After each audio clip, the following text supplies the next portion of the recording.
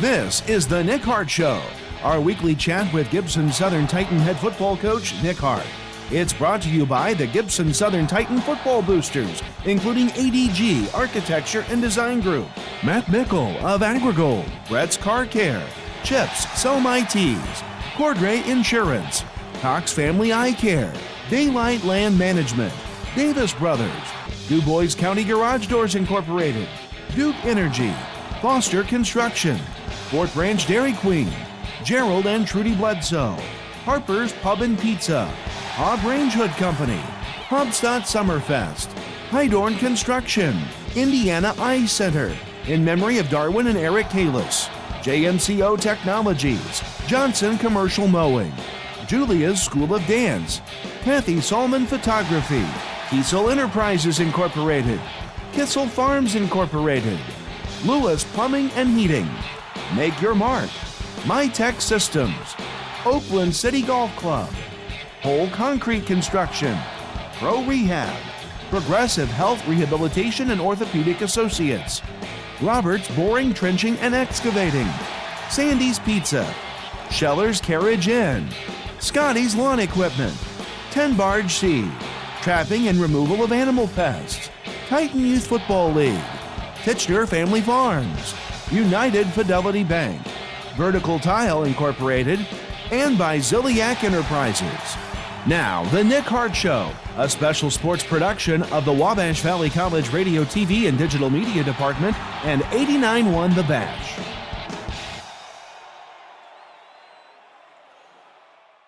Welcome to the Nick Hart Show. I am Bob Bowser, and joining me is head coach of the Gibson Southern Titans, Nick Hart.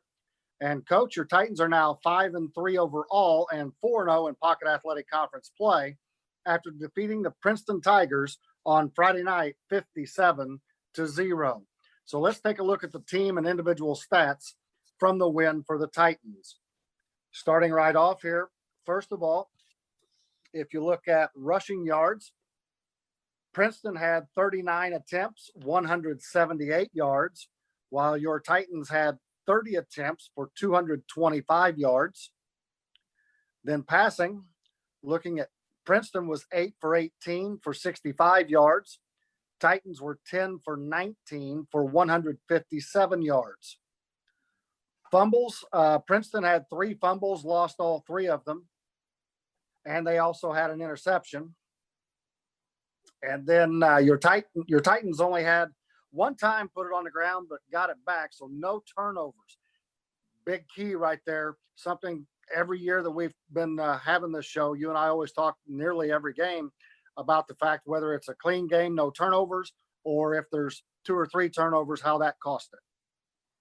Yeah, we've done a great job, knock on wood, here the past several weeks of taking care of the football. That's a great thing to see. And then, our defense was able, the past couple of weeks have done a great job of taking the ball away from the opponent as well. And then looking down further into the stats for the team, Princeton on third down, they were 3 for 13, while your Titans were 6 for 10 at 60%. And also another big key stat for you is on fourth down, your ball club was 2 for 2, even better. Yeah, I think you would take that. Yeah, both of those on both sides are really good, offensively and defensively. That's what we need on third and fourth down.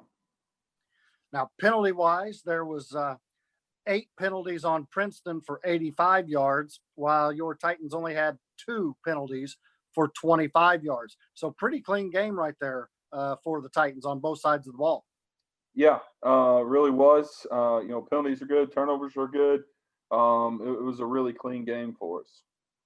So let's take a look at some of the individual stats here. Brady Allen was 9 for 18, 146 yards and 5 touchdowns. Now, the thing is, a lot of people would say, oh, my God, he was 9 for 18. Well, out of those 9 passes, 56% of them went in the end zone for a touchdown. So I think that's pretty good.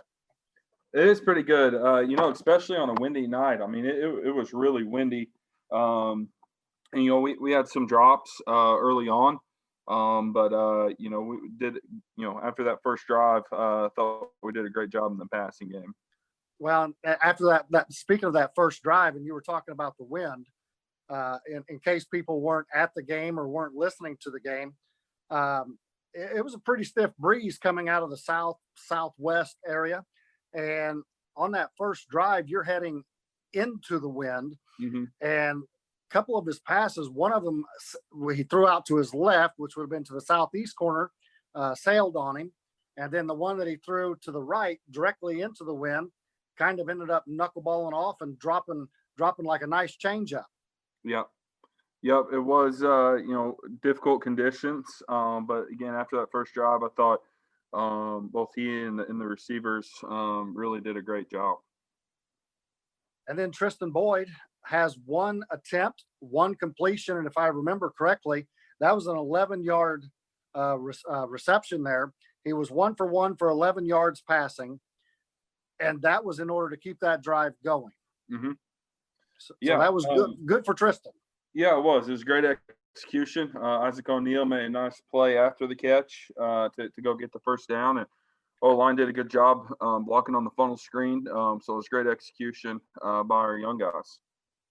And then rushing stats, Sean DeLong led the way yardage-wise. He had 1 carry for 64 yards and a touchdown. Owen Bryant toting the rock 13 times for 53 yards and a touchdown. Michael Herron had 2 attempts for 52 yards. Brady Allen had 2 carries for 25 yards. Tristan Boyd had 6 carries for 23. And Connor Mormon had 5 carries for 9 yards. So a lot of guys getting some carries, especially with the JV group in that second half. They got a lot of carries and actually had a tremendous drive starting on the 3-yard line after picking up a fumble recovery. They took it from the 97 yards to pay dirt. That was a great drive for the JV. It really was. Great execution. And you like seeing that out of the young guys. And unfortunately for our JV, with everything that's going on with scheduling and quarantines and everything, they haven't got to play very many games. So it was great to see them get out there and get a lot of reps. All right, let's look at the receiving stats now. Rory Heltzley leading the way here. He had 4 receptions for 74 yards and a touchdown. Braden Malone also had 4 receptions for 55 yards and 3 touchdowns, pulled off the hat trick. And then Owen Bryant had a reception for 17 yards and a touchdown. And Isaac O'Neal had 1 reception for 11 yards. So only 4 different guys caught the ball, but in reality, you didn't need to throw it that much. Right. Yeah. There's only 9 completions, so it's a little harder to spread the ball around. But, I thought all of our receivers did a great job on Friday night. Well, let's go over to the defensive side where there's a lot of guys in the stat categories here. Carter Green led the way again on the defensive side. He had 6 solo, 2 assists, 2 tackles for loss, and 2 forced fumbles. Colin Martin had 5 solo, 1 assist, and a fumble recovery. Logan Maurer had 4 solo, a tackle for loss, and a sack. Noah Bryant had 3 solo, a tackle for loss, and a fumble recovery. Peyton Rogers had another interception. And I believe, if I'm not mistaken, was that near the end of the first half again that stopped the drive? Yep. So he's a drive killer right at the end of the first half. That's 2 games in a row. Yeah. And then another Kyle Houchins had that fumble recovery, which then led to the 97-yard drive by the second squad there in the second half. So a lot of guys in the category. I mean, I can't even count how many guys, not enough fingers and toes, getting in the stat categories for tackles on Friday night. Yeah, and that's what you want to see. Obviously, when you get up, you can get other guys in, but you like to see your tackles spread out. That means there's a lot of guys making plays, a lot of guys getting to the football. So overall, great job. All right, so let's take a quick break here, and when we come back, we will get your overall thoughts from Game 8 concerning the offense, defense, and special teams. But right now, we need to thank the folks that make the Nick Hart Show possible on 89.1 The Bash. The Nick Hart Show is presented by the Gibson Southern Titan Football Boosters, including Matt Mickle of Agrigold, Brett's Car Care, Chips, Sell My Tees, Cordray Insurance, Daylight Land Management, Davis Brothers, Du Bois County Garage Doors Incorporated, Duke Energy, Foster Construction, Fort Branch Dairy Queen, Gerald and Trudy Bledsoe, Harper's Pub and Pizza, Hobb Range Hood Company, Hobstadt Summerfest, Hydorn Construction, in memory of Darwin and Eric Kalis, JMCO Technologies, and by Kiesel Enterprises Incorporated. If you've ever considered a career in broadcasting or digital media, now is the time to be a warrior. Enroll at Wabash Valley College. Our TV channel was named the nation's best in 2020, and you already know 89.1 The Bash is the best alternative rock station in the region. We offer more real-world hands-on experience while working with the latest equipment and technology. Our graduates are getting jobs or moving on to four-year universities. It's time to be a warrior. Call 618-262-8641 today. Thank you for listening to 89.1 The Bash and the Nick Hart Show.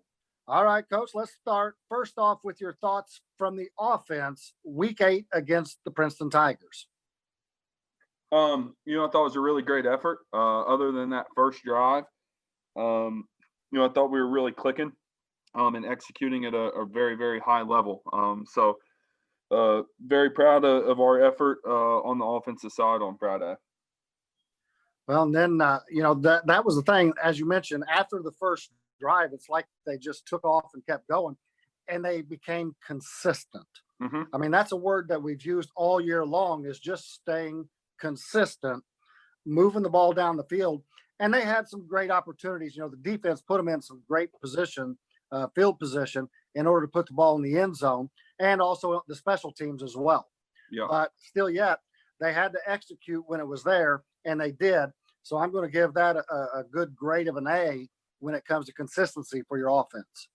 Yeah. And, last week we talked about, we've been struggling in the red zone a little bit, 100% touchdowns in the red zone, which was great. Put some emphasis on it this week, and kids executed very, very well in the red zone.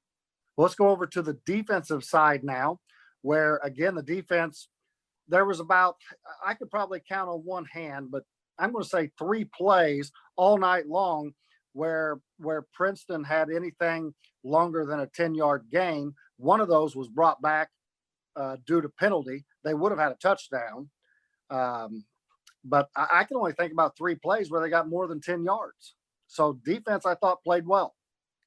Really, really well. I think we were really physical at the point of attack. And when we do that, we got a chance, to play really good defense. And when we don't, we're not very good on defense. But the past few weeks, been doing a great job of that. I think we're playing a lot better on that side of the ball now. I'm not saying there's not things we can improve on and get better at.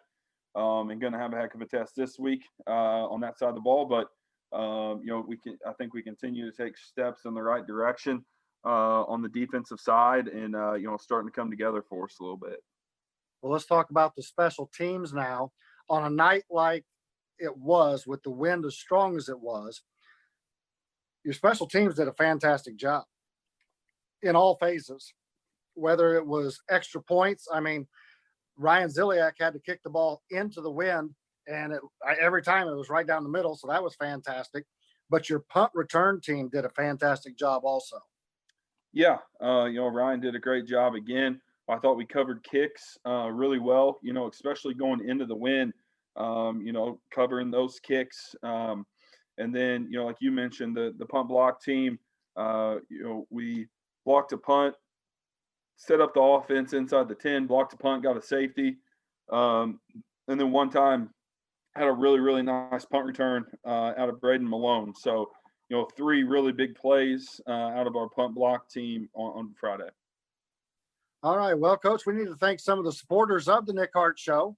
And when we come back, we'll take a look around the Pocket Athletic Conference to wrap up Week 8 and get prepared for Week 9 as you are listening to the Nick Hart Show on 89.1 The Bash. The Nick Hart Show is presented by the Gibson Southern Titan Football Boosters, including Kissel Farms Incorporated, Lewis Plumbing and Heating, High Tech Systems, Whole Concrete Construction, Pro Rehab, Progressive Health Rehabilitation and Orthopedic Associates, Roberts Boring, Trenching and Excavating, Sandy's Pizza, Scheller's Carriage Inn, Scotty's Lawn Equipment, 10 Barge Seed, Trapping and Removal of Animal Pests, Titan Youth Football League, Ketchner Family Farms, and by Ziliac Enterprises.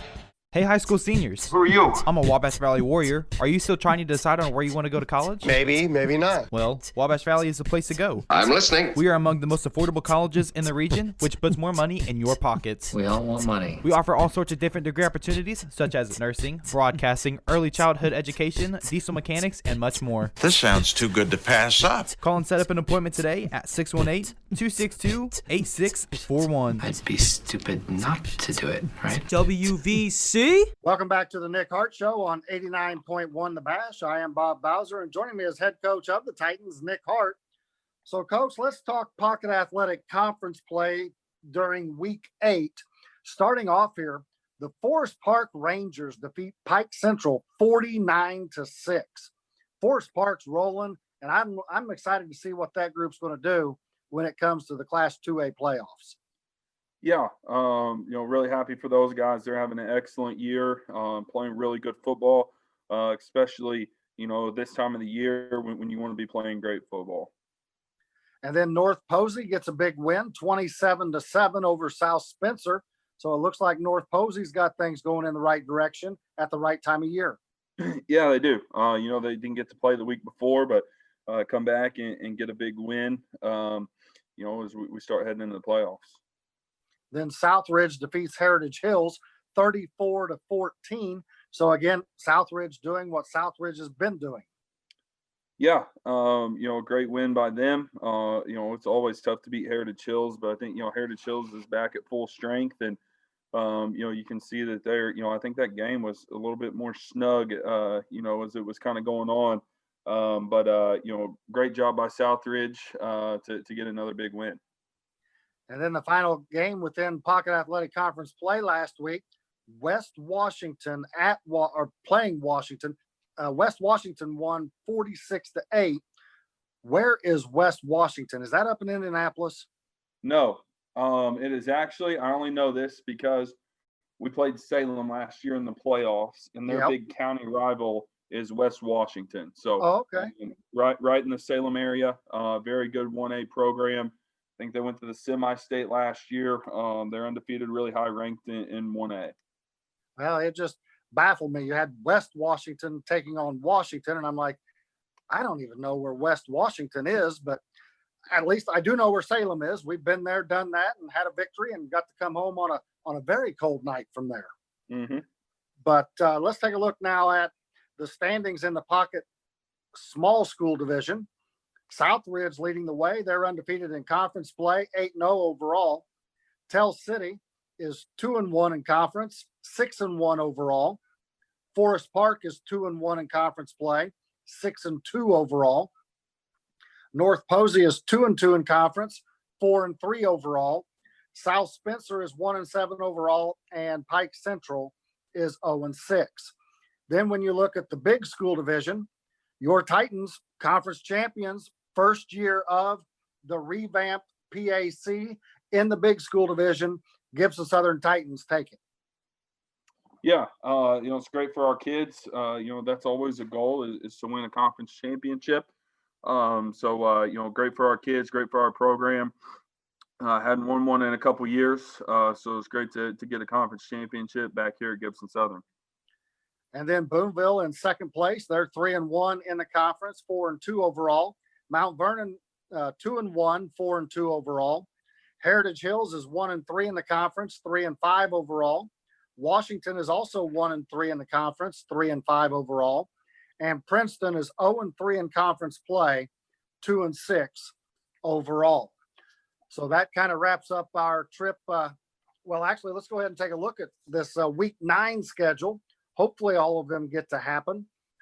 As we'll talk about your game coming up in the next segment. But Heritage Hills at Princeton.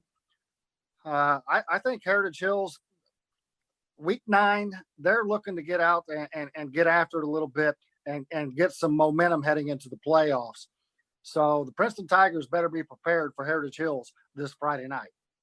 Yeah, we'd prefer them not to get momentum going into the playoffs, but they are playing good football right now. They got their whole team back for the first time in a while, and so they're definitely getting better and going to be a really, really tough out come playoff time. Well, and Coach, one thing you'll have to notice is I did say that they're looking to get that mojo back. I didn't say they were going to have it when we go to play them down there in the first round of the playoffs. But hey, Pike Central at North Posey. I think North Posey's looking to continue going on the upward trend toward the 2A playoffs. Yeah, I definitely agree with you on that one. Got a big win last week and looking to build off of it. Then Southridge at Forest Park. Be a good gauge for Forest Park, but I don't know if Forest Park really wants this as a Week 9 game getting ready to go into the playoffs. Yeah, it's just kind of funny how the divisions have kind of changed everything now. Forest Park is if they were to win, they got a chance to share the small school division with Southridge. So it's a conference championship game. In a rivalry game, they're close to each other. Coach Fuse is from Southridge, but we know how good that Southridge machine is and how well they're playing. And then Tell City is at South Spencer. Tell City needs to get some of that mojo back after they've been off the last couple of weeks.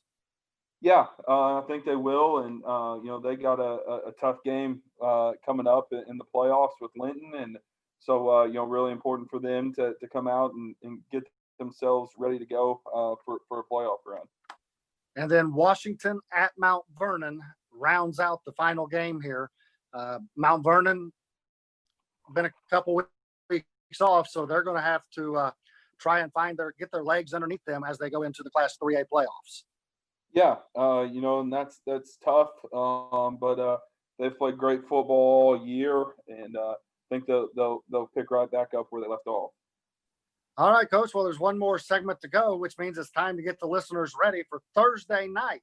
Notice I said Thursday night as your team prepares to host Boonville. But first, let's thank some of the underwriters of the Nick Hart Show on 89.1 The Bash. The Nick Hart Show is presented by the Gibson Southern Titan Football Boosters, including Vogler Metalwork and Design Incorporated, ADG Architecture and Design Group, Cox Family Eye Care, Indiana Eye Center, Johnson Commercial Mowing, Julia's School of Dance, Kathy Solomon Photography, Make Your Mark, Oakland City Golf Club, United Fidelity Bank, and by Vertical Tile Incorporated. Do you know what it takes to be a warrior? You have to be hardworking. Make sure you're giving your best every day. You have to lead, guide others to the path of success. You have to be brave, be able to stand up for what you believe in. At Wabash Valley College, we're able to bring the best out of you, even if you don't have these skills. It's time to be a warrior. I'm a warrior. I am a warrior. I am a warrior. I'm a warrior. Are you? Call Wabash Valley at 618-262-8641. Welcome back to the Nick Hart Show right here on 89.1 The Bash, or you may be using the free app to access the show on your cell phone. So, Coach, it's Week 9. Your Titans will host Boonville this will be the second meeting of the year on Thursday night. It was originally scheduled for a Friday night. Now it'll be on Thursday at 6:30 p.m. at Jack Jewell Field. And 89.1 The Bash will have all the action live, starting with pregame at 6:15 and, of course, kickoff at 6:30. So the Pioneers will enter this contest with a record of 4-2 overall, 3-1 in conference play. Before we get into the three phases of the game, what led to this game being on Thursday night? So the officiating crew that was scheduled to have it was unable to work the game on Friday night. We could not find an available crew to work on Friday night. So, you're looking at playing the game on Saturday then. I think Coach Ward either agreed with me because he didn't care or agreed with me because he agreed with me. But either way, I didn't want to go into the playoffs on a short week. And obviously this was done before anybody knew the draw. Boonville ends up with a bye, so probably not as big of a deal to them now. But we did not want to go into the playoffs, with that short week. And we're actually on fall break Friday and Monday. Moving it to Thursday night, it's a school night. Boonville's on fall break Friday as well. So it just made a lot of sense to move it up as opposed to moving it back without having an officiating crew. So Boonville was great to work with in the whole deal. Coach Ward and their athletic director, Kevin Davis, they were great to work with. So when we kind of had the idea, they were into it. And it kind of took off from there. So, we reached out to the state, made sure they were okay with that.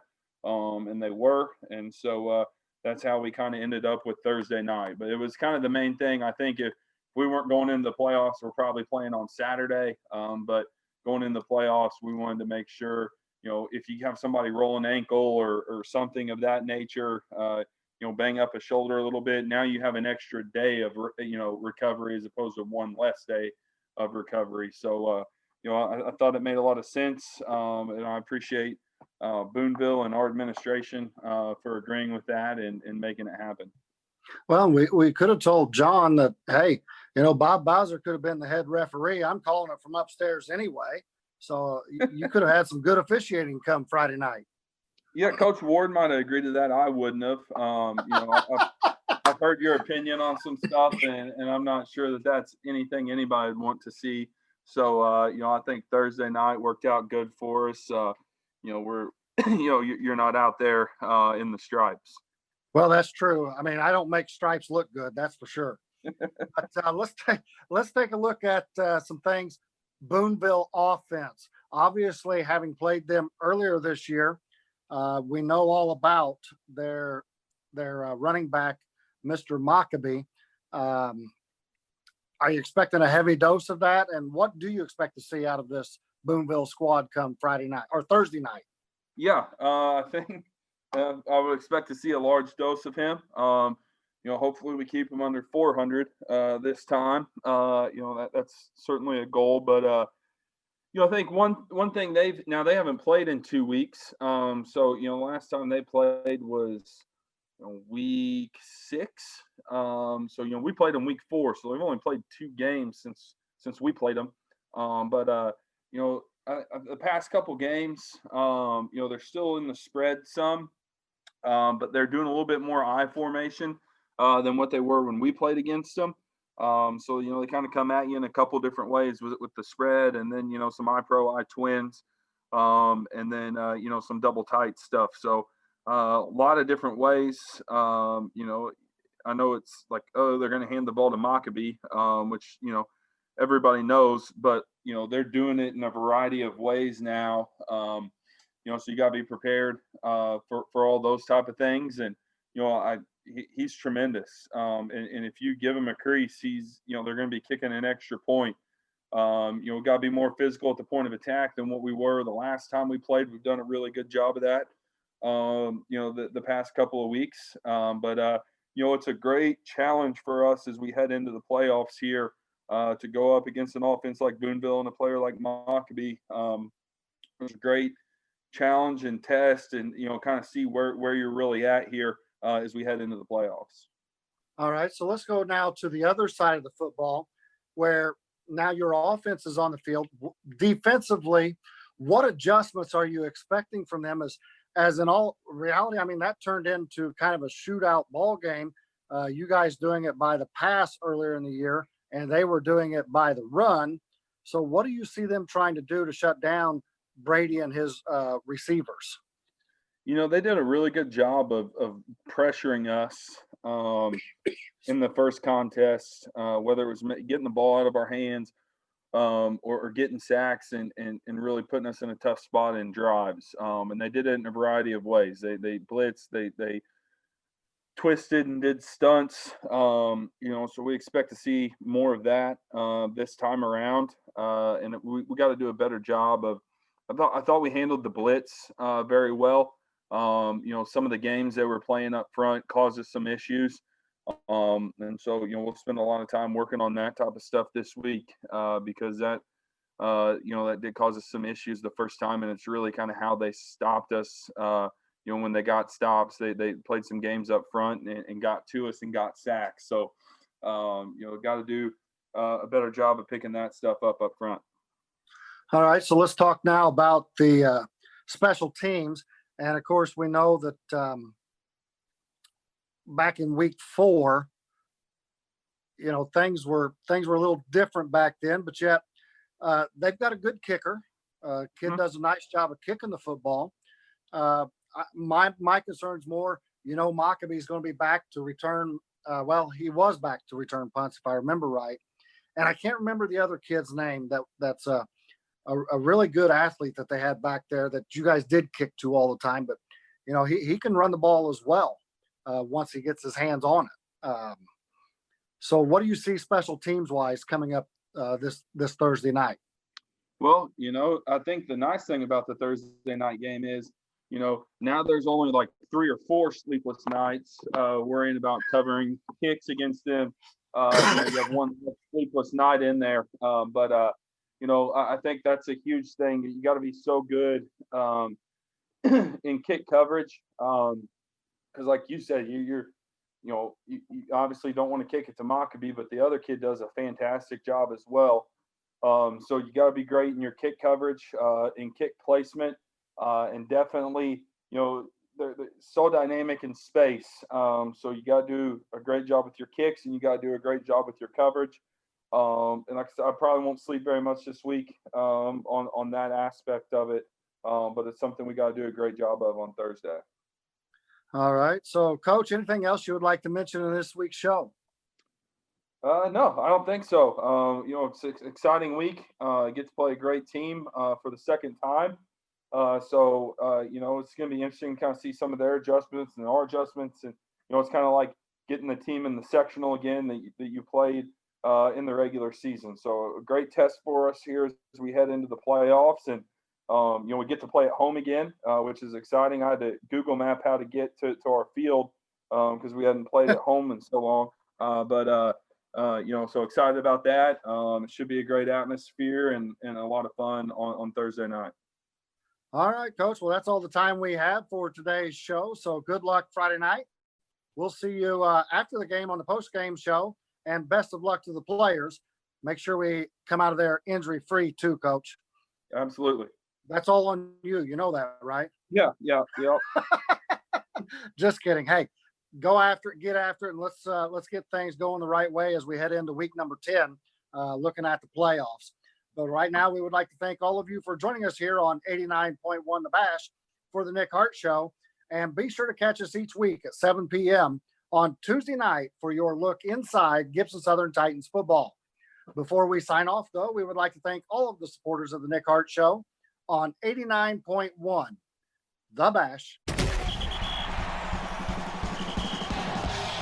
The Nick Hart Show has been a special presentation of the Gibson Southern Titan Football Boosters, including Ziliak Enterprises, Vertical Tile Incorporated, United Fidelity Bank, Kitchener Family Farms, Titan Youth Football League, Trapping and Removal of Animal Pest, 10 Barge Seed, Scotty's Lawn Equipment, Schellers Carriage Inn, Sandy's Pizza, Oakland City Golf Club, Roberts Boring, Trenching and Excavating, Progressive Health Rehabilitation and Orthopedic Associates, Pro Rehab, Whole Concrete Construction, MyTech Systems, Make Your Mark, Lewis Plumbing and Heating, Kissel Farms Incorporated, Kiesel Enterprises Incorporated, Kathy Salmon Photography, Julia's School of Dance, Johnson Commercial Mowing, JMCO Technologies, Indiana Eye Center, in memory of Darwin and Eric Kalis,